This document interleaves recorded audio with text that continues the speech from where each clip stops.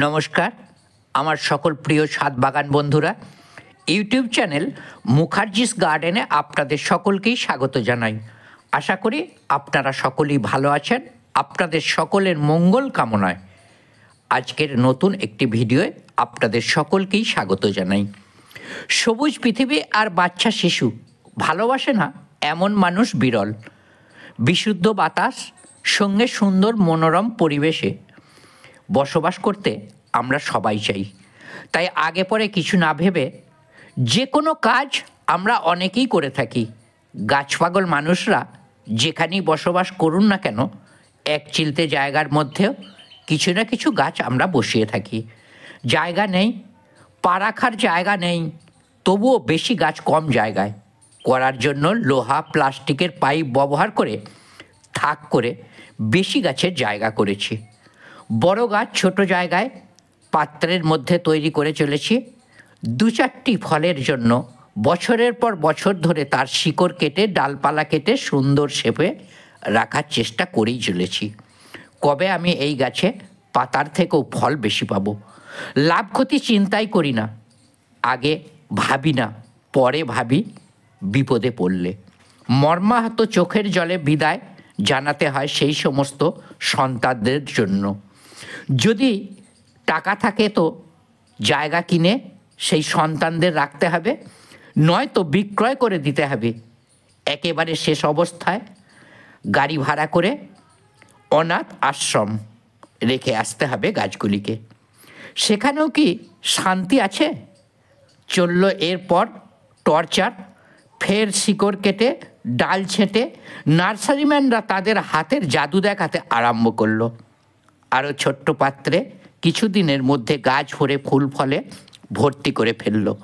সেই গাছ দেখে লোভ সামলাতে না পেরে কেউ না কেউ কিনে নিয়ে ছাদ বাগানে প্রতিস্থাপন। তার কয়েকদিন বাদ দু চারটি ফল বাদে বাকি সবই ঝরে পড়ল। ফল যাকে তাই শূন্য। এখনকার বেশিরভাগ বাড়ি যৌতুক গৃহ, নিজের ভার নিতে পারে না। কখন সে ভেঙে পড়বে তা আমরা কেউ জানি না। তার উপর সেই ছাদের ওপর হাফ ড্রাম ফুল ড্রামে গাছ বসিয়েই চলেছি। বিপদ আমরা নিচে থেকে ডেকে আনছি। আমার বিপদ তো শুধু নয়, গোটা ফ্ল্যাটের বাসিন্দাদের বিপদ। তারা কেন ছেড়ে কথা বলবে? আমাদের পৃথিবীতে গরিব নিম্নবিত্তের সংখ্যা বেশি। সোনার চামচ মুখে দিয়ে কয়জন আর জন্মগ্রহণ করেছি যে আমাদের ফ্ল্যাটের উপর চপার পর্যন্ত নামলে বাড়ির কোনো ক্ষতি হয় না? ভার সহ্য করার মতন ক্ষমতা আছে আমাদের। ভাবার সময় এসেছে কোন গাছগুলি আমরা ফ্ল্যাটে তৈরি করতে পারি, ছাদ বাগানে তৈরি করতে পারি, যাতে করে নিজে এবং নিজের প্রতিবেশীর কোনো ক্ষতি হবে না। আর একটা কথা বলুন তো, যে পৃথিবীতে মানুষ নিজের স্বার্থ ছাড়া ভগবানকে স্মরণ করে না, তারা কি সবুজ পৃথিবী আর বিশুদ্ধ বাতাসের জন্য পার্মানেন্ট ফলের গাছগুলি করছে? একদমই না।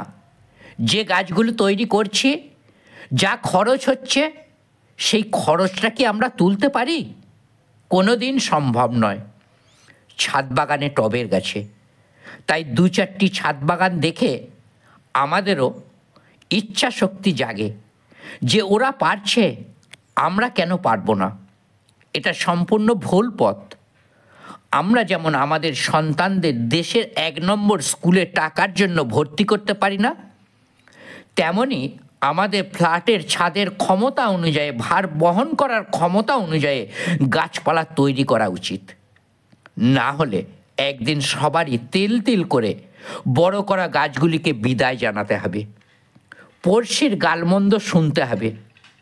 এবার বলবেন এর জন্য দায়ী আপনাদের মতন ইউটিউবাররা। ভালো ভালো গাছ দেখাচ্ছেন, ফুল ফলে ভরে আছে, আমাদের উৎসাহিত করছেন। এটা একদম ঠিক কথা নয়। কারণ আমার চ্যানেলে আজ পর্যন্ত দেখায়নি যে ছাদ বাগানে ছোট্ট জায়গায় র্যাক তৈরি করে আম, কাঁঠাল, জাম, বেল, জামরুল, আপেল, কলা, নারকেল গাছ লাগানো যায়। প্রচুর পরিমাণে ফল পাওয়া যায়। খরচ কম করে লাভ বেশি হয়। আমি টবের মধ্যে গাছ তৈরি করি, তার ছাদে কখনোই রাখি না। বাড়ির সামনে উঠানে গাছগুলি রাখি এবং যত বড় হতে থাকে তা বিক্রয় করি এবং বাগানের মধ্যে জমিতে বসিয়ে থাকি। তবে কি ছাদ বাগানে গাছ লাগানো যায় না? 100% যায়, এবং কোনো ক্ষতি ছাড়াই। কোন গাছগুলি ছাদ বাগানের জন্য উপযুক্ত, কিভাবে তৈরি করতে হবে, কিভাবে রাখতে হবে ছাদ বাগানে, তাহলে কোনো ক্ষতি হবে না। বন্ধুরা, এর জন্য পরের ভিডিওটি দেখুন। কি কি গাছ কেমনভাবে ছাদ বাগানে চাষ করলে লাভ হবে, সবুজ পৃথিবী সঙ্গে বিশুদ্ধ বাতাস এবং রাসায়নিক মুক্ত আমরা আহার করতে পারবো। প্রয়োজন মতো ফুল ফল শাক সবজি ছাদে তৈরি করতে আমরা পারবো। তার জন্য আমাদের কিছু কৌশল অবলম্বন অবশ্যই করতে হবে। যে যেমন জায়গায় বসবাস করি, যে পরিস্থিতির উপর দাঁড়িয়ে আছি আমরা, তার জন্যই চাই পরিস্থিতি পরিবেশ বিচার করে আমাদের গাছগুলি তৈরি করতে পারলে হারাতে হবে না চোখের জলে আমাদের প্রিয় গাছগুলি। তো বন্ধুরা, আজ এই পর্যন্তই। শিক্ষার শেষ নাই, যতদিন বাঁচব নতুন কিছু শিখতেই থাকব আমরা সকলেই। ভালো থাকুন সকলে, যেমনভাবে প্রথম থেকে সঙ্গে আছেন আশা রাখব আগামী দিনগুলোতেও সঙ্গে থাকবেন। ভালো থাকুন সকলে, সুন্দর বাগান সকলে তৈরি করুন। নমস্কার।